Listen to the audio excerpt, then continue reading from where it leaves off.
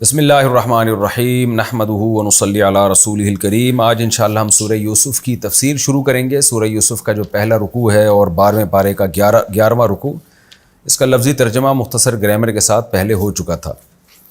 سورہ یوسف کا شان نزول ہے کیونکہ تورات اور انجیل میں یوسف علیہ السلام کے واقعے کو بڑے اہتمام سے بیان کیا گیا ہے۔ یہودی نبی صلی اللہ علیہ وسلم کی خدمت میں آئے یہ پوچھنے کے لیے کہ وہ جانچنا چاہتے تھے کہ کیا واقعی آپ اللہ کے سچے پیغمبر ہیں، کیونکہ اگر واقعی سچے پیغمبر ہوں گے تو تورات نے بھی یوسف علیہ السلام کا واقعہ بیان کیا، انجیل نے بھی یوسف علیہ السلام کا واقعہ بیان کیا، تو محمد صلی اللہ علیہ وسلم کو بھی اللہ وحی کے ذریعے یہ واقعہ بتائے گا۔ تو انہوں نے بڑے مبہم انداز میں نبی سے سوال کیا کہ آپ ہمیں یہ بتا دیں کہ بنی اسرائیل کا جو وطن تھا وہ تو فلسطین تھا، شام تھا، تو بنی اسرائیل یہ مصر کیسے چلے گئے؟ فرعون سے مقابلہ ہوا بنی اسرائیل کا مصر میں، موسیٰ علیہ السلام آئے، تو یہ واقعہ کیا ہوا تھا؟ تو نبی صلی اللہ علیہ وسلم پر پوری سورہ یوسف نازل ہوئی، اور کیا خوبصورت اور بہترین انداز میں اللہ نے یوسف علیہ السلام کے واقعے کو بڑی بلاغت کے ساتھ، میں بار بار کہتا ہوں کہ اردو میں وہ بلاغت یا انگلش میں وہ بلاغت نہیں آئے گی، وہ تو عربی، جب آپ قرآن کو عربی میں سمجھیں گے تو بلاغت آئے گی۔ اسی وجہ سے ہم اتنا ترجمے کو، گرامر کو فوکس کر رہا ہوں میں، کہ لوگوں کو، جو بھی ہمارے لسنر ہیں، ان کو قرآن کی زبان میں سمجھ میں آئے۔ تو پوری سورہ یوسف نازل ہوئی، تو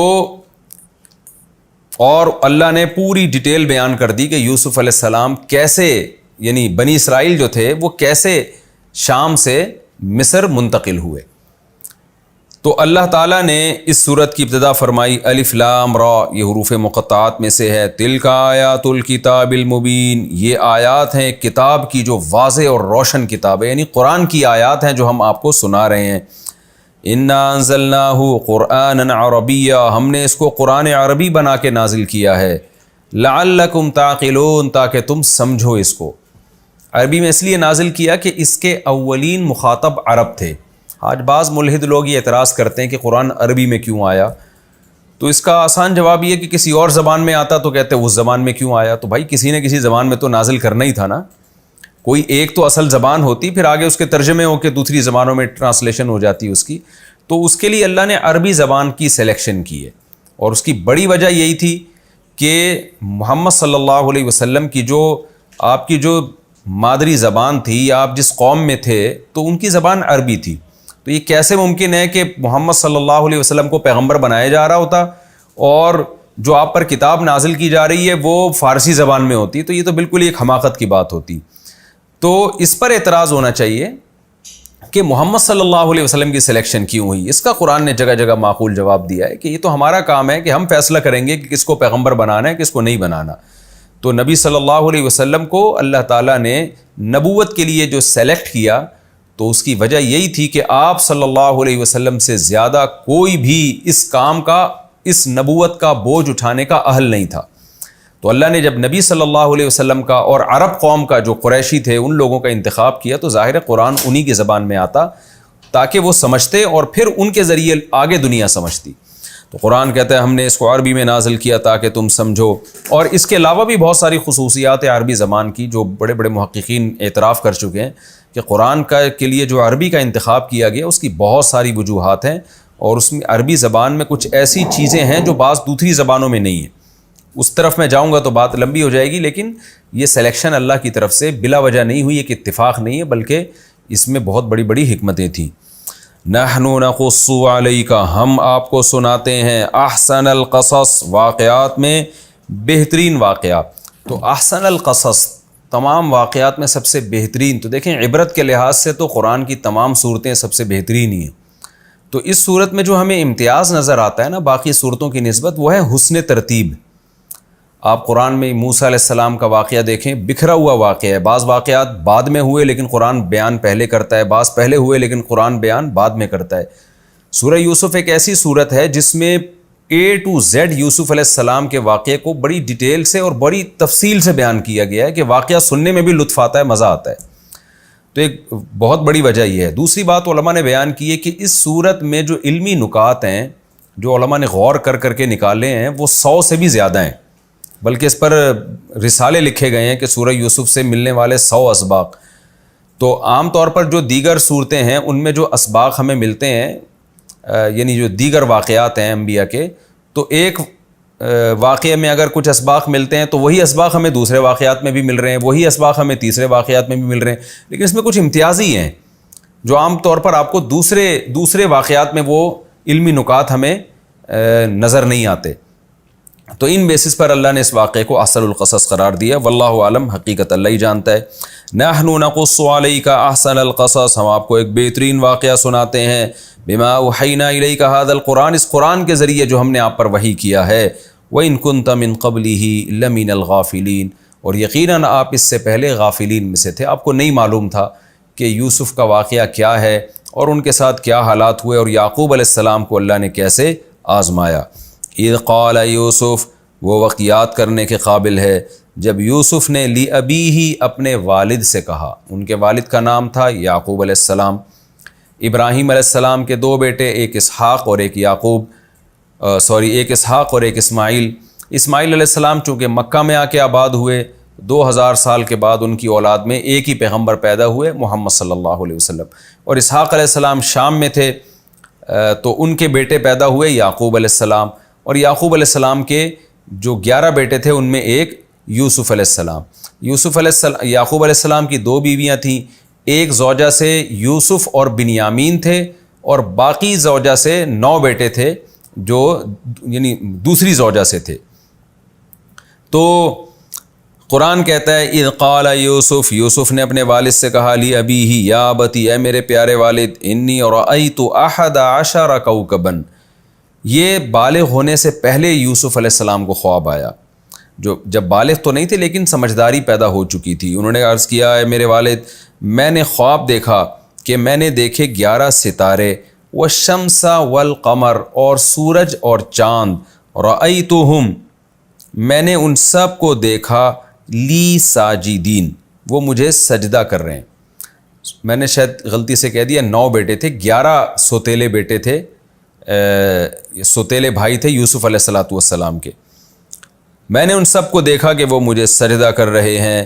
قال یا بنیا، یعقوب علیہ السلام سمجھ گئے کہ یہ کوئی بہت بہترین خواب ہے، تو کہنے لگے، اے میرے پیارے بیٹے، یہ خواب آپ اپنے بھائیوں کو نہ سنائیے، فَيَكِيدُوا لَكَ كَيْدًا، تو وہ آپ کے خلاف کوئی تدبیر نہ کر بیٹھیں۔ یعنی یعقوب علیہ السلام کو اس بات کا خطرہ ہوا کہ جب بھائیوں کے سامنے، وہ بھائی بھی سوتیلے ہیں، ان کو یہ خواب سنائیں گے تو ان کے دل میں حسد پیدا ہوگا کہ ہمارے اس بھائی کو اتنے اچھے خواب آ رہے ہیں، اتنے خوبصورت خواب آ رہے ہیں۔ وہ پہلے ہی جلتے تھے، حسد کرتے تھے کہ یوسف علیہ السلام میں کچھ ایسی صفات تھیں جن کی وجہ سے یعقوب علیہ السلام ان سے محبت زیادہ کیا کرتے تھے، تو اس کی بیس پر ان کے دل میں پہلے ہی حسد ہے۔ باپ اپنی اولاد کو زیادہ جانتا ہے، تو انہوں نے کہا کہ اپنے بیٹوں کو، دوسرے بھائیوں کو نہ سنانا، ان میں حسد کی آگ زیادہ بڑھ جائے گی، اور ایسا نہ ہو کہ تمہارے خلاف کوئی تدبیر کر دیں۔ ان الشیطان للانسان عدو مبین، بے شک شیطان انسان کا کھلا ہوا دشمن ہے، وہ تمہارے بھائیوں کو تمہارے خلاف ورغلائے گا۔ وَكَذَلِكَ يَجْتَبِيكَ رَبُّكَ، اب خواب کی تعبیر بتاتے ہوئے کہنے لگے کہ اس طرح سے مجھے لگتا ہے کہ تمہارا رب تمہیں منتخب کرے گا، یعنی تمہیں جو خواب دکھایا گیا ہے یہ کچھ علامتیں، کچھ اشارے اللہ کی طرف سے مل رہے ہیں کہ تمہارے ساتھ اللہ کے کچھ الگ معاملات ہونے والے ہیں۔ وَيُعَلِّمُكَ مِن تَأْوِيلِ الْأَحَادِيثِ، اور اللہ تمہیں خوابوں کی تعبیر بھی سکھائے گا۔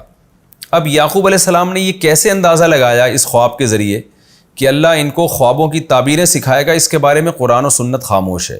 یہ یعقوب علیہ السلام کی یا تو فراست تھی، یا ان کو اللہ نے وحی کے ذریعے بتایا کہ اللہ تعالیٰ یوسف علیہ السلام کو خوابوں کی تعبیروں کا علم دینے والے ہیں۔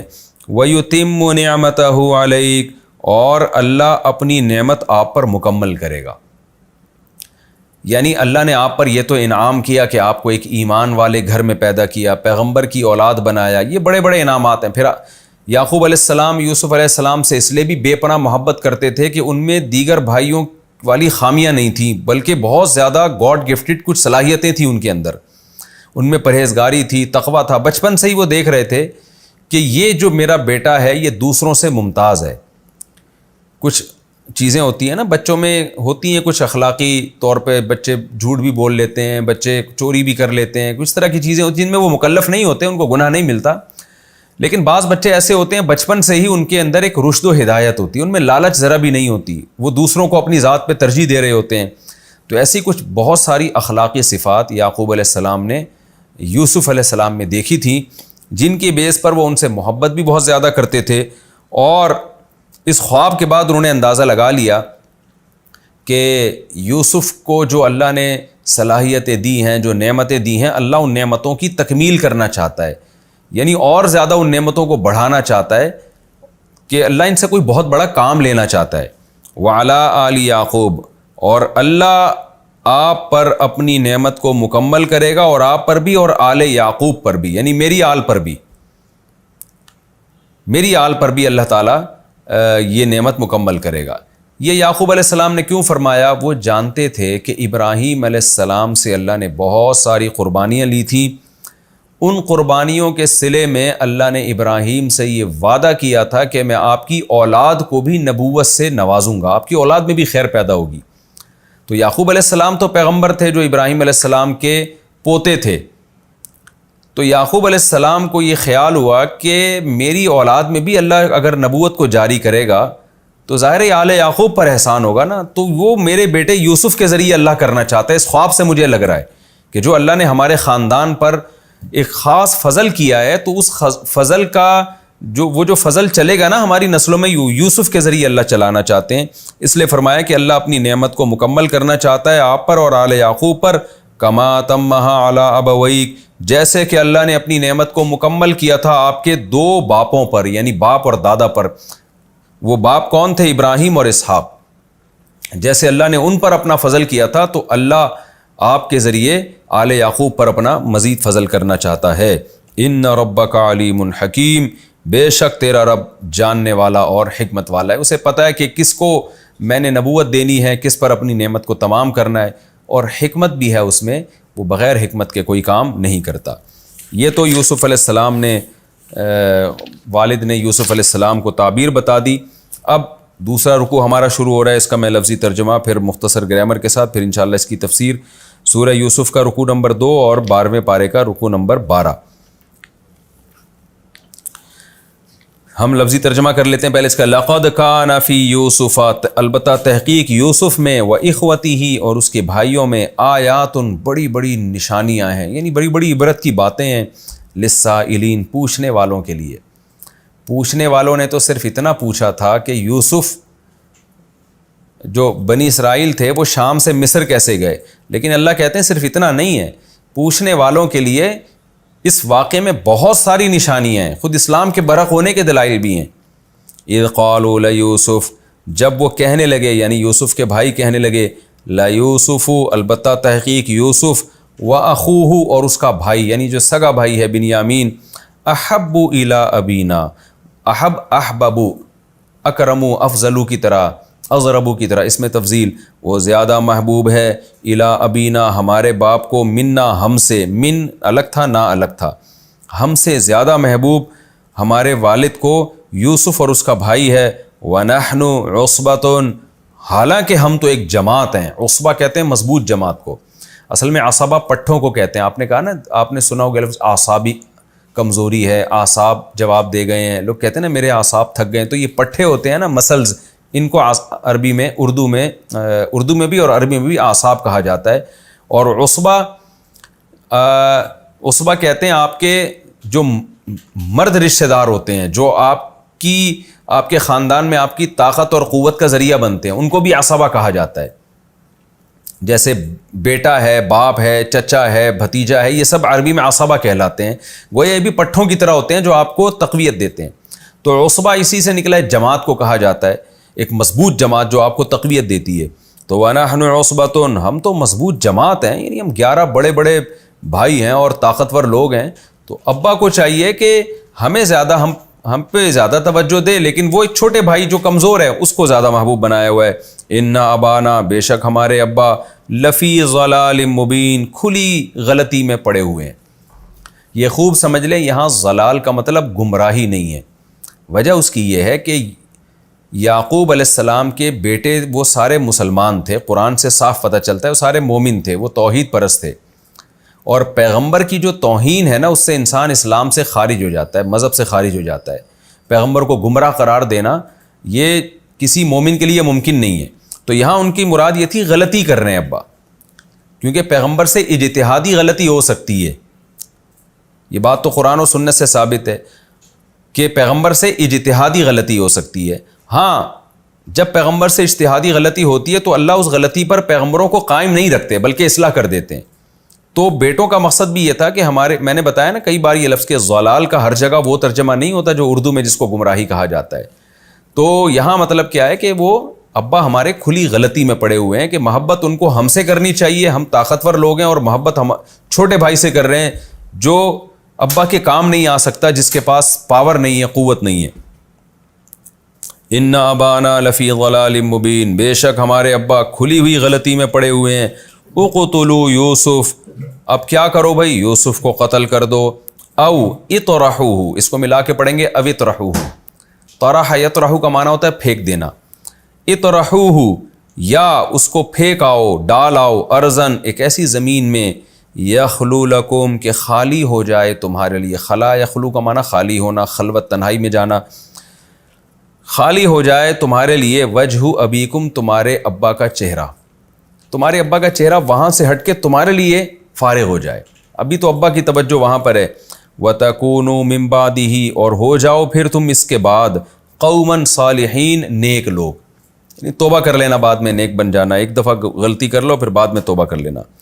قَالَ قَائِلٌ مِّنْهُمْ، کہا ان میں سے ایک کہنے والے نے، ان 11 بھائیوں میں سے ایک نے کہا، لَا تَقْتُلُوا یوسف، یوسف کو قتل مت کرو، وَأَلْقُوهُ، اور اس کو ڈال دو، القا یلقی القاءً کا معنی پھینک دینا، ڈال دینا، اصل میں تھا القیو، اکرمو کی طرح، وَأَلْقُوهُ، اور اس کو ڈال آؤ، فی غیابۃ الجب، ایک دور دراز کنویں میں۔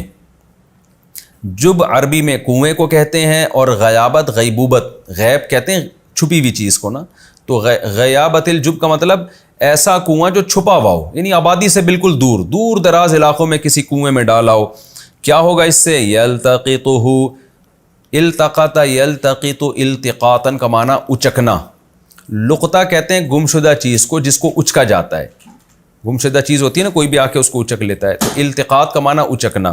یلتقطہ بعض السیارہ، سیر عربی میں سفر کرنے کو کہتے ہیں، سیرو فی الارض ہے نا، سائر چلنے والا، سیارہ چلنے والی جماعت، تو یلتقطہ بعض السیارہ، تو بعض چلنے والے جو مسافروں کی کوئی گروہ گزرے گا یہاں سے، وہ ان کو اچک لے گا، ان کنتم فاعلین، اگر تم کچھ کرنا چاہتے ہو۔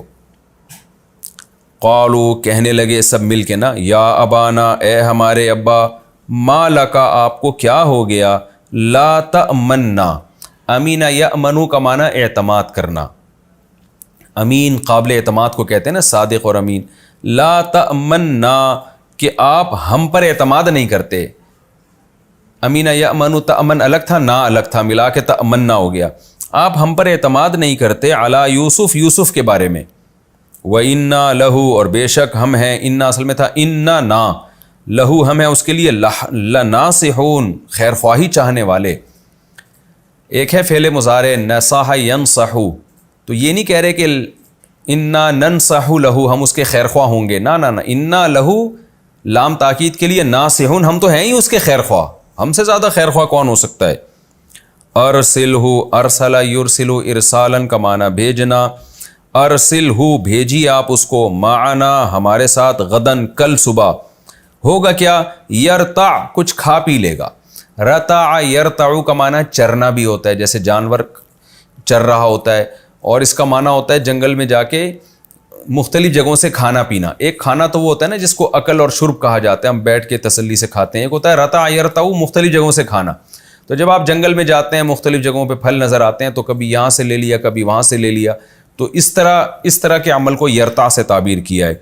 یرتع وہ کچھ کھا پی لے گا وہاں جا کے، مختلف درختوں سے، پودوں سے، وَيَلْعَبْ اور کھیل کود لے گا، وَإِنَّا اور بے شک ہم ہیں، لہو اس یوسف کے لیے، لحافظون حفاظت کرنے والے، سب تاکیدیں لگا رہے ہیں، اننا یعنی بے شک ہم ہیں اس کے لیے، لحافظون ضرور حفاظت کرنے والے ہم ہیں اس کی۔ قالا تو یوسف علیہ السلام کے والد نے یعقوب علیہ السلام نے کہا انی بے شک میں لا یحزننی، حزن یحزن کا معنی غم میں ڈالنا، مجھے رنجیدہ کرتی ہے، غمزدہ کرتی ہے، کیا ان تذہبوا، یہ بات کہ تم تذہبوا بہ یوسف کو لے جاؤ گے، واخاف اور میں خوف زدہ ہوتا ہوں، ان یاکلہ الذئب کہ کھا لے گا اس کو بھیڑیا، جنگل میں بھیڑیے بھی ہوتے ہیں، ذئب بھیڑیے کو کہتے ہیں، کہ کہیں اس کو بھیڑیا نہ کھا لے، وانتم عنہ غافلون اور تم اس سے غافل ہو، یعنی میں تو نہیں کہہ رہا کہ تم خود کھلاؤ گے بھیڑیے کو یا تمہاری موجودگی میں بھیڑیا کھا لے گا، لیکن تم غفلت میں جنگل میں کھیل کود میں لگے ہوگے اور کہیں بھیڑیا اٹھا کے اس کو لے نہ جائے، اس بات کا مجھے خطرہ ہے۔ قالوا جواب میں کہنے لگے لئن، اگر، لام تاکید کے لیے، ان اکلہ الذئب اگر کھا لے اس کو بھیڑیا، ونحن عصبۃ اور ہم ایک مضبوط طاقتور جماعت ہیں، انا اذن انا اصل میں تھا اننا، تو بے شک ہم اذن، اذ کانا کذا، اذن کا مطلب کیا ہوتا ہے اگر ایسا ہوا، لخاسرون تو خسارے والوں میں سے، یعنی اگر بھیڑیا اس کو کھا لے، حال یہ ہے، کنڈیشن یہ کہ ہم ایک مضبوط طاقتور لوگ ہیں، طاقتور 11 بھائیوں کی ایک جماعت ہے، تو اتنے پاورفل بھائی ہوتے ہوئے بھی اگر کسی کو بھیڑیا کھا لے تو ہم تو بالکل ہی برباد لوگ ہیں۔ تو ایک محاورے کے طور پہ کہا جاتا ہے کہ ہم سے زیادہ خسارے والا تو پھر کوئی ہے ہی نہیں، یعنی ایسا کیسے ممکن ہے۔ فلما ذهبوا به پس جب وہ لے کر چلے گئے به یوسف کو، واجمعوا اور سب نے اتفاق کر لیا، ان یجعلوہ کہ یوسف کو ڈال دیں گے، فی غیابۃ الجب ایک اندھیرے کنویں میں، ایک دور دراز کنویں میں، سب نے اتفاق کر لیا، آگے اس کی جزا محذوف ہے۔ تو جب ان سب نے یہ کیا اور انہوں نے جو کرنا تھا وہ کر لیا، تو قرآن کہتا ہے ہوا کیا، وَأَوْحَيْنَا إِلَيْهِ ہم نے یوسف کو وحی کی، لَتُنَبِّئَنَّهُمْ کہ ضرور بھی ضرور آپ بتاؤ گے، نبأ ينبأ کا معنی خبر دینا، نبا خبر کو کہتے ہیں، نبأ ينبئ کا معنی خبر دینا، تو لَتُنَبِّئَنَّهُمْ نون تاکید کے لیے آپ ضرور بھی ضرور ان کو خبر دو گے، بِأَمْرِهِمْ هَذَا ان کے اس کام کی، یہ جو کچھ آپ کے ساتھ کر رہے ہیں نا، ایک وقت آئے گا آپ ان کو بتا رہے ہوگے کہ تم نے میرے ساتھ یہ کیا تھا۔ وَأَنْتُمْ عَنْهُ وَهُمْ لَا يَشْعُرُونَ اور ان کو شعور بھی نہیں ہے کہ تم ایک دفعہ ان کو خبر دو گے۔ تفسیر میں انشاءاللہ اس کی ڈیٹیل بتاؤں گا۔ وَجَاءُوا أَبَاهُمْ اور پھر یہ بھائی آئے اپنے ابا کے پاس، عشاءً رات کے وقت، یبکون روتے ہوئے، بکا یبکی کا معنی رونا، بکاءً مصدر آتا ہے، یبکون اصل میں یبکیون تھا۔ قالوا کہنے لگے یا ابانا اے ہمارے ابا، انا اصل میں تھا اننا بے شک ہم، ذهبنا ہم گئے، نستبق دوڑ کا مقابلہ کر رہے تھے، سبق یسبق کا معنی ہوتا ہے دوسرے سے آگے نکلنا، استبق یستبق کا معنی دوڑ کے مقابلہ کرنا، تو ہم ایک دوسرے سے دوڑ کے مقابلے میں بھاگ رہے تھے۔ وَتَرَكْنَا يُوسُفَ اور ہم نے چھوڑ دیا، ترک کر دیا یوسف کو، عند متاعنا اپنے سامان کے پاس، جو ہمارے کپڑے وپڑے جوتے ووتے یا کوئی بھی کھانے پینے کی چیز رکھی تھی وہاں ہم نے نگران بنا کے یوسف کو بٹھا دیا۔ فَأَكَلَهُ الذِّئْبُ تو بھیڑیے نے آ کے اس کو کھا لیا۔ وَمَا أَنْتَ بِمُؤْمِنٍ لَنَا اور نہیں ہیں آپ ہماری بات پر یقین کرنے والے، ہمیں تو پہلے ہی پتہ ہے آپ یقین نہیں کریں گے ہماری بات پر۔ وَلَوْ كُنَّا صَادِقِينَ اگرچہ ہم ہوں کتنے ہی سچے، وَلَوْ كُنَّا کنہ اصل میں کوننا ضربنا کی طرح نا، اگر ہم ہوں سچے پھر بھی ہمیں پتہ ہے آپ ہماری بات پہ یقین نہیں کرو گے۔ وَجَاءُوا عَلَىٰ قَمِيصِهِ اور آئے یوسف کی قمیص پر، بِدَمٍ کذب جھوٹے خون کے ساتھ، کذب جھوٹ کو کہتے ہیں، دم خون کو کہتے ہیں، جھوٹا خون لگا کر آئے تھے۔ قال یعقوب نے کہا بل نہیں، بل کا مطلب ہوتا ہے ان کسی کی بات پہ رد کرنا اور یوں کہنا کہ بلکہ ایسا ہوا، اردو میں بھی کہتے ہیں نا، انگلش میں بٹ جسے کہتے ہیں، نہ ایسا نہیں ہوا، بلکہ بات یہ ہے، سولت لکم گھڑ لیا ہے تمہارے لیے، سول یسول تسویلا باتوں کو بنا لینا، گھما دینا، گھڑ لینا، تو تمہارے لیے تمہارے انفسکم تمہاری جانوں نے، تمہارے دلوں نے گھڑ لیا ہے، امرن ایک معاملہ، حقیقت ایسی نہیں معلوم ہوتی، اصل بات یہ تم لوگوں نے کچھ گڑھ لیا ہے اپنی طرف سے، ایک بات بنا دی ہے۔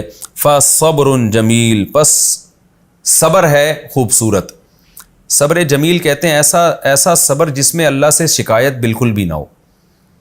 بعض دفعہ انسان صبر کرتا ہے لیکن تھوڑی تھوڑی اللہ سے شکایتیں بھی کر رہا ہوتا ہے کہ یہ نہ ہوتا تو اچھا تھا. لیکن یوسف علیہ السلام کیا کہہ رہے ہیں, یعنی علیہ صبر جمیل, مجھ پر لازم ہے کہ میں صبر کروں, ایسا صبر جس میں خوبصورت صبر ہو. جمیل کا مطلب بہترین صبر ہو. بہترین یہی ہوتا ہے کہ صبر کا اعلیٰ مقام, کہ نو کمنٹس, کوئی اس پہ میں تبصرہ نہیں کروں گا کیونکہ میرے ہاتھ بندھے ہوئے ہیں, میں اس صبر کے علاوہ کچھ نہیں کر سکتا. واللہ المستعان, اور اللہ ہی ایسا ہے جس سے مدد طلب کی جائے. استعانہ کا معنی مدد طلب کرنا, مستعان وہ ذات جس سے مدد طلب کی جائے. اللہ ہی وہ ذات ہے جس سے مدد طلب کی جائے گی. علی ما, ان باتوں پر, تصفون جو تم بیان کر رہے ہو. وجاءت سیارۃ, اور آیا ایک قافلہ مسافروں کا. فارسلوا, انہوں نے بھیجا. واردہم, میں نے آپ کو بتایا تھا نا پچھلے 2-3 ایپیسوڈ پہلے, ورد یوریدو ورودن, جس کو پڑھا جاتا ہے ورد یریدو, اس کا معنی ہوتا ہے کنویں کے گھاٹ پر آنا, پانی پر آنا. تو وارد اصل میں کہتے ہیں پانی پر آنے والے کو. تو فارسلوا واردہم, انہوں نے پانی پر آنے والے کو بھیجا, یعنی ایک ایسے شخص کو بھیجا جو پانی پر گیا, یعنی جاؤ پانی لے کر آؤ. فادلا, ادلا یدلی ادلاء, اکرم یکرم اکراما کی طرح اس کا معنی ہوتا ہے ڈول لٹکانا. فادلا دلوہ, دلو ڈول کو کہتے ہیں, اس نے ڈول لٹکایا. ایک شخص گیا مسافروں میں سے اور کنویں میں جا کے اس نے ڈول لٹکایا. قال یا بشرا, کہنے لگا ہائے خوشخبری. بشرا خوشخبری کو کہتے ہیں, یا کا معنی ہائے, چیخنا ہے خوشخبری. ھذا غلام, یہ تو لڑکا ہے. غلام عربی میں اس غلام کو نہیں کہتے جس کو ہم غلام کہتے ہیں. جس کو اردو میں غلام کہتے ہیں اس کو عربی میں عبد کہتے ہیں, ورنہ عربی میں جو غلام کا لفظ ہے وہ لڑکے کو کہا جاتا ہے. ھذا غلام, یہ تو لڑکا ہے. وَأَسَرُّوهُ, اور سارے قافلے نے ان کو چھپا لیا.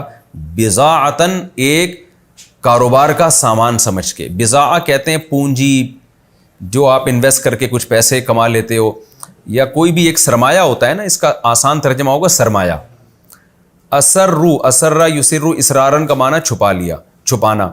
اسرار کہتے ہیں نا, اس میں بڑے سر کی بات ہے, اسرار ہیں اس میں, سری نماز, جہری نماز. وَأَسَرُّوهُ, اور انہوں نے اس یوسف کو چھپا لیا. بضاعتاً, ایک سرمایہ سمجھ کے, کہ بہترین یعنی یہ بکے گا مارکیٹ میں, غلام بنا کے ہم اس کو بازار میں بیچیں گے. واللہ علیم, اور اللہ جانتا تھا. بما یعملون, جو کچھ یہ لوگ عمل کر رہے تھے, اللہ سب دیکھ رہا ہے عرش پہ بیٹھ کے. وَشَرَوْهُ بِثَمَنٍ بَخْسٍ, اور انہوں نے یوسف کو بیچ ڈالا.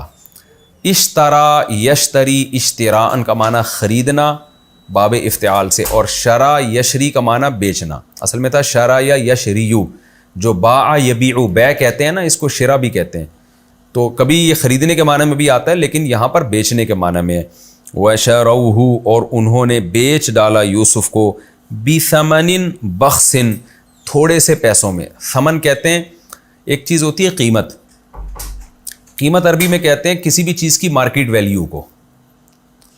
جیسے ہم کہتے ہیں نا یہ چیز کی قیمت یہ ہے, کیا مطلب, اس کی مارکیٹ میں یہ ویلیو ہے. اور ایک چیز ہوتی ہے سمن. سمن کہتے ہیں خریدتے وقت جو آپ کسی چیز کی قیمت پے کر رہے ہوتے ہو, اس کو عربی میں سمن کہا جاتا ہے.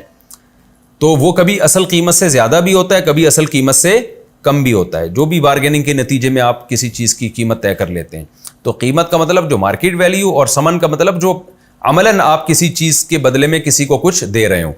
تو قرآن کہتا ہے وَشَرَوْهُ بِثَمَنٍ بَخْسٍ, انہوں نے بیچ ڈالا یوسف کو بہت تھوڑے سے پیسوں میں. دراہما, وہ چند درہم تھے. معدودہ, گنے چنے. حالانکہ غلام تو بہت قیمتی چیز ہوا کرتی تھی, لیکن انہوں نے بہت تھوڑے سے پیسوں میں بازار میں فروخت کر دیا. کیوں؟ وَكَانُوا فِيهِ, اور تھے وہ لوگ یوسف میں, من الزاہدین, بے رغبتی کرنے والے. زہد فی دنیا کہتے ہیں دنیا سے بے رغبتی, یعنی دنیا کے اندر بے رغبتی. زاہد کہتے ہیں نا جو بڑا زہد والا ہے, کیا مطلب دنیا سے رغبت نہیں رکھتا. تو زاہدہ فی شیئن کا معنی کسی چیز میں بے رغبتی دکھانا. تو وَكَانُوا فِيهِ مِنَ الزَّاهِدِينَ, اور تھے وہ لوگ یوسف میں بے رغبتی کرنے والے, جان چھڑانے چاہتے تھے کہ بس جلدی سے ان کو کسی طرح ہم بیچیں. تو یہ تو جناب سورہ یوسف کے دوسرے رکوع کا لفظی ترجمہ ہو گیا. اب ہم اس کی تفسیر کی طرف چلتے ہیں. لَقَدْ كَانَ فِي يُوسُفَ وَإِخْوَتِهِ آيَاتٌ لِلسَّائِلِينَ. اللہ یوسف علیہ السلام کا واقعہ اللہ نے تمہید بیان کی اس سے پہلے رکوع میں, کہ یوسف کو خواب آیا, انہوں نے اپنے والد سے بتایا, ان کے والد نے کہا بھائیوں کو مت بتانا, ایسا نہ ہو شیطان ان کو تمہارے خلاف ورغلائے. جانتے تھے یوسف یعقوب علیہ السلام پہلے سے دیکھ رہے تھے کہ بھئی بھائی ان سے حسد کرتے ہیں، تو اس لیے منع کیا۔ اب قرآن پورا واقعہ ڈیٹیل سے شروع کر رہا ہے کہ بے شک یوسف اور اس کے بھائیوں کے واقعات میں بہت ساری نشانیاں ہیں پوچھنے والوں کے لیے، بہت سے عبرت کی باتیں آئیں گی اس میں جنہیں تمہیں عبرت ملے گی۔ اذ قالوا لیوسف، وہ وقت یاد کرنے کے قابل ہے جب وہ بھائی کہنے لگے لیوسف واخوہ احب الی ابینا منا، کہ یوسف اور اس کا بھائی جو ہے وہ ہمارے باپ کو ہم سے زیادہ محبوب ہے۔ وَنَحْنُ عُصْبَةٌ، جبکہ ہم تو ایک مضبوط جماعت بھی ہیں۔ یعقوب علیہ السلام کو جو خطرہ تھا نا کہ بھائیوں میں حسد ہے، اس لیے انہوں نے منع کیا کہ بھائیوں کو خواب نہ سنانا، تو خواب سنائے بغیر ہی وہ پہلے سے اس حسد کی بیس پہ الٹی الٹی تدبیریں کر رہے تھے۔ اور تدبیروں کی بیس کیا تھی کہ باپ کو محبت یوسف سے زیادہ ہے اور اس کے بھائی سے، ہم سے محبت کم ہے۔ علماء نے یہاں بیان کیا ہے کہ عین ممکن ہے کہ یعقوب علیہ السلام کو جو بنیامین سے بھی زیادہ محبت تھی وہ بھی یوسف کی وجہ سے ہو، کیونکہ جب انسان کو کسی سے بہت محبت ہوتی ہے تو اس کے محبوب سے بھی محبت ہوتی ہے۔ تو چونکہ یہ دونوں ایک ہی ماں کی اولاد تھے تو اس لیے یوسف علیہ السلام کے بھی میلان، جو انسان کی نیچر ہے کہ وہ جب باپ ایک اور ماں بھی ایک ہی ہو تو ان میں زیادہ مضبوط رشتہ ہوتا ہے بنسبت اس کے کہ مائیں الگ الگ ہوں۔ جتنا رشتہ دور ہوتا چلا جائے گا ظاہر محبت کی بیس کمزور ہوتی چلی جائے گی۔ تو اسی بیس پر بنیامین سے بھی بہت زیادہ محبت تھی یوسف علیہ السلام کو، تو شاید یہی وجہ ہو کہ یعقوب علیہ السلام بنیامین سے بھی اسی طرح محبت کر رہے ہوں۔ اسی وجہ سے انہوں نے بنیامین کے خلاف سازش نہیں کی بلکہ یوسف علیہ السلام کے خلاف سازش کی کہ اصل وجہ یوسف ہے، ان کو باپ کی نگاہوں سے دور کر دو تاکہ ابا کا چہرہ تمہارے لیے خالی ہو جائے اور وہ تم سے محبت شروع کر دیں۔ تو جو علمی نکات ہیں وہ انشاءاللہ میں آخر میں خلاصے کے طور پہ آپ کے سامنے پیش کروں گا۔ تو کہنے لگے کہ ہم مضبوط جماعت ہیں، یعنی عام طور پر ہوتا یہی ہے نا کہ جو بچے ابا کو کما کے دے رہے ہوں یا ابا سمجھتے ہوں کہ یہ میرے کام آئیں گے، مضبوط لوگ ہیں، تو ماں باپ کی رغبت اکثر انہی کی طرف زیادہ ہوتی ہے۔ تو کہنے لگے کہ یوسف اور اس کا بھائی ہمارے ابا کو زیادہ محبوب ہے حالانکہ ہم جماعت ہیں۔ انا ابانا لفی ضلال مبین، ہمارے ابا کھلی غلطی میں پڑے ہوئے ہیں۔ تو یہ دلائل جو تراشے جا رہے تھے نا، اصل میں ان کے پیچھے دلائل نہیں تھے، اصل میں ان کے پیچھے تھی حسد کی آگ، جیلیسی تھی، جس کی وجہ سے پھر جب انسان حسد کرتا ہے نا تو دلائل بھی اس کو مل جاتے ہیں۔ اب کرنا کیا ہے بھائی؟ اقتلوا یوسف، یوسف کو قتل کر دو، او اطرحوہ ارضا، یا کسی دور دراز علاقے میں یوسف کو ڈال کے آ جاؤ تاکہ تمہارے ابا یوسف سے مایوس ہو جائیں، یخلو لکم وجہ ابیکم، تمہارے ابا کا چہرہ تمہارے لیے خالی ہو جائے۔ ابا کی ساری توجہ جو یوسف کی طرف ہے، جب یوسف ہی نہیں رہے گا تو ابا اور تمہارے درمیان کوئی تیسرا حائل نہیں ہوگا۔ رہا مسئلہ کہ چونکہ تھے مومن، خوف تھا کہ بھائی ہم کسی اپنے سگے بھائی کو قتل کر دیں یا کہیں دور دراز علاقے میں ڈال کے آ جائیں، یہ تو بہت بڑا جرم ہے۔ چونکہ تھے بہرحال اہل ایمان، پیغمبر کی اولاد تھی، تو کیا کہنے لگے؟ وَتَكُونُوا مِن بَعْدِهِ قَوْمًا صَالِحِينَ، کوئی بات نہیں بھائی، اس جرم کے بعد پھر قوم صالح بن جانا، نیک بن جانا، توبہ کر لینا، توبہ کا دروازہ تو قیامت تک کے لیے کھلا ہوا ہے۔ قال قائل منہم، ان میں سے ایک نے کہا جو ذرا رحم دل تھا، اس کو خیال ہوا کہ بھائی ہمارا بھائی ہے، ہمارا مقصد تو ظلم کرنا نہیں ہے، ہمارا مقصد تو یہ کہ ابا کی توجہ ذرا ہماری طرف زیادہ ہو جائے، تو اس کے لیے ہمیں قتل کرنے کی یا دور دراز علاقے میں ڈالنے کی کیا ضرورت ہے؟ دور دراز علاقے میں ڈال کے آ گئے، خدا نخواستہ کوئی بھیڑیا کھا لے یا بھوک پیاس سے موت واقع نہ ہو جائے، تو ہمارا مقصد تو اپنے آپ سے دور کرنا ہے نا۔ ہم ایسی جگہ ڈال کر آئیں گے جہاں مسافر ان کو اٹھا کے کسی علاقے میں لے جائیں۔ اس لیے اس نے مشورہ دیا، لا تقتلوا یوسف، یوسف کو قتل مت کرو، والقوہ فی غیابۃ الجب، دور کے کسی کنویں میں ڈال کے آ جاؤ۔ کنواں اس لیے کہ جتنے بھی مسافر اس زمانے میں بھی گزرا کرتے تھے سارے کنووں کو لازمی تلاش کرتے تھے، تو کوئی نہ کوئی مسافر آئے گا اور اٹھا کے لے جائے گا ان کو۔ یلتقطہ بعض السیارہ، مسافروں کی کوئی جماعت آئے گی اور ان کو اٹھا کے لے جائے گی۔ ان کنتم فاعلین، اگر تم کچھ کرنا ہی چاہتے ہو۔ اس سے معلوم ہوتا ہے کہ یہ والا جو بھائی ایسا تھا، یہ بھائی ایسا تھا جس کی خواہش تھی کہ یہ بھی نہ ہو، یعنی یہ ہم غلط کر رہے ہیں، ٹھیک ہے ہمیں حسد ہے، جیلسی ہے، اس کا کوئی اور حل تلاش کرو، اس کو ابا سے اتنا دور کر دینا یا اس پہ ظلم کرنا یا ابا پہ ظلم کرنا یہ ٹھیک نہیں ہے۔ لیکن اگر کچھ کرنا ہی ہے تو سب سے کم نقصان والی یہ صورت ہے، اس سے یوسف محفوظ بھی ہو جائے گا، ابا سے دور بھی ہو جائے گا، زندگی بھی ضائع نہیں ہوگی، ابا کچھ دن یاد کر کے بھول جائیں گے، تو یہ ہمارے لیے سب سے کم نقصان دہ والی چیز ہے. ان کنتم فاعلین, اگر تم نے کچھ کرنا ہی ہے تو یہ سب سے زیادہ سوٹیبل طریقہ ہے. سب نے اتفاق کیا ہاں بھئی یہ والا طریقہ بہترین ہے. قالوا یا ابانا, آ گئے ابا کے پاس, کہنے لگے اے ہمارے ابا, ما لک لا تأمنا علی یوسف, آپ کو کیا ہو گیا کہ آپ یوسف کے بارے میں ہم پہ اعتماد ہی نہیں کرتے. اس سے معلوم ہوتا ہے کہ انہوں نے پہلے بھی کوشش 2-3 دفعہ کر چکے ہوں گے کہیں اس تفریح پہ لے جانے کی, دائیں بائیں. ابا کو ڈر ہوتا تھا کہ بھئی یہ تو ابا کو خوف نہیں تھا کہ یہ کسی بھیڑیے کو کھلا دیں گے, لیکن ابا کو یہ ہوتا تھا کہ بھئی ایسا نہ ہو یہ چھوٹے بھائی کا خیال نہ کریں.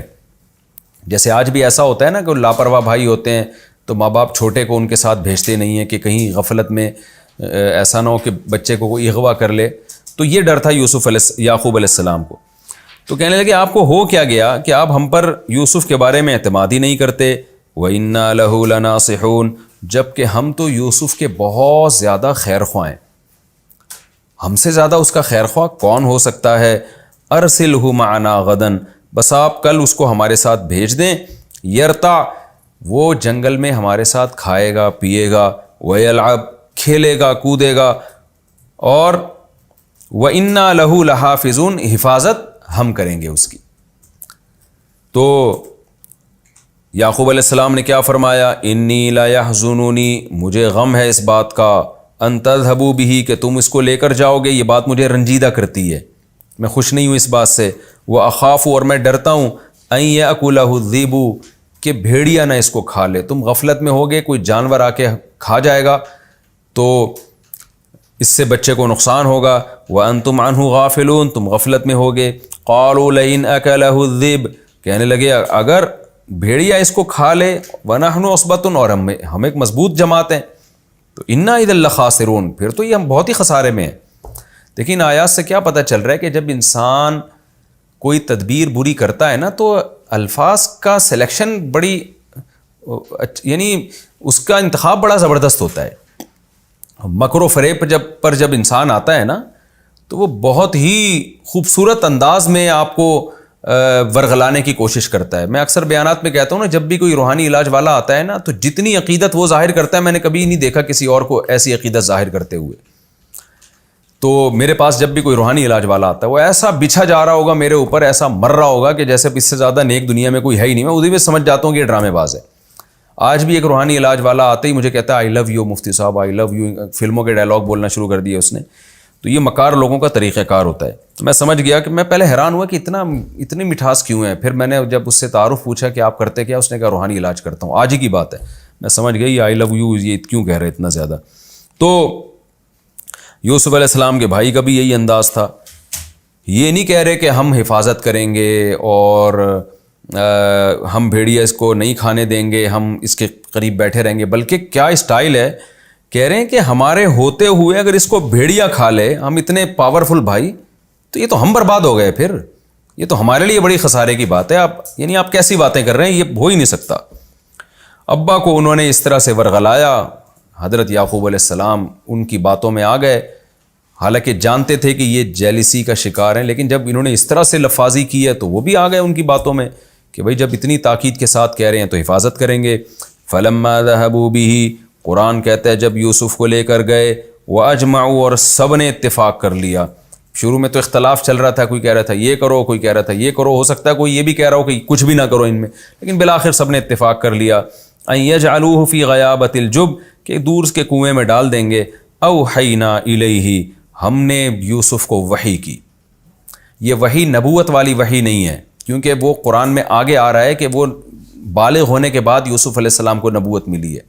دیکھیں عام طور پر پیغمبروں کو نبوت 40 سال میں ملتی ہے, لیکن یہ قاعدہ کلیہ نہیں ہے. بعض پیغمبروں کو نبوت بچپن میں ملی اور بعض کو بالغ ہوتے ہی ملی. تو یوسف علیہ السلام کو بھی نبوت 40 سال سے بہت پہلے مل گئی تھی, بالغ ہونے کے بعد. آگے آ رہا ہے اسی سورہ یوسف میں. تو یہ جو وحی تھی جو بچپن میں تھی, یہ وہ الہام ہے جو اہل اللہ کی طرف سے ہوتا ہے. تو اللہ نے یوسف علیہ السلام کے دل میں الہام, کیونکہ بچہ جب کنویں میں جائے گا وہ تو خوف سے ہلاک ہو جائے گا نا. ایک چھوٹے بچے کے بارے میں 6-7 سال کا بچہ ہو, آپ ذرا تصور کریں کہ اسے کہیں تنہائی میں آپ چھوڑ کر آ جائیں, وہ تو اس کا تو دل ویسے ہی خوف سے پھٹ جائے گا. اور پھر اس کنویں میں رات گزرنے کا بھی اندیشہ تھا. تو یہ تو بھائیوں نے تو سفاکی کا مظاہرہ کیا, لیکن یوسف علیہ السلام نے تو پھر ہلاک ہو جانا تھا، بالکل موت کا شکار ہو جانا تھا خوف سے. تو اللہ کہتے ہیں ہم نے ان کے دل میں وحی کر دی، تسلی دے دی، لَتُنَبِّئَنَّهُم بِأَمْرِهِمْ هَٰذَا، کہ اللہ آپ کو یہاں سے نکالے گا اور آپ ایک دن اپنے بھائیوں کو یہ سب بتاؤ گے. تو ایک ان کے دل میں، یوسف علیہ السلام کے دل میں ایک تسلی اللہ نے ڈال دی. اس تسلی کو اللہ نے وحی سے تعبیر کیا ہے. جیسے قرآن میں آتا ہے نا، موسیٰ علیہ السلام کی ماں کو ہم نے وحی کی کہ اس کو صندوق میں ڈال دو. تو موسیٰ علیہ السلام کی والدہ تو پیغمبر نہیں تھی، تو وہ وحی بھی الہام تھا جس کو قرآن نے وحی سے تعبیر کیا ہے. تو یہ آیت میں کمپلیٹ کر لیتا ہوں. لَتُنَبِّئَنَّهُم بِأَمْرِهِمْ هَٰذَا، ہم نے وحی کر دی کہ آپ ان کو بتائیں گے یہ معاملہ. وَهُمْ لَا يَشْعُرُونَ، اور ان کو شعور بھی نہیں ہے بھائیوں کو. یہ تو یہ سمجھ رہے ہیں ہم کنویں میں ڈال کے چلے گئے، اب جینا مرنا اللہ کے حوالے، اور کچھ نہیں ہوگا. لیکن اللہ نے کچھ اور ہی تدبیر کی ہوئی تھی. ہمارا وقت چونکہ مکمل ہو چکا ہے. انشاءاللہ اگلے ایپیسوڈ میں یہ جو سورہ یوسف کا رکوع نمبر 2 ہے، اس کی آیت نمبر 16 وَجَاءُوا أَبَاهُمْ عِشَاءً يَبْكُونَ، یہاں سے انشاءاللہ اس کی تفسیر شروع کروں گا. اللہ تعالیٰ میں سمجھنے کی، عمل کی توفیق عطا فرمائے. وَمَا عَلَيْنَا إِلَّا الْبَلَاغُ.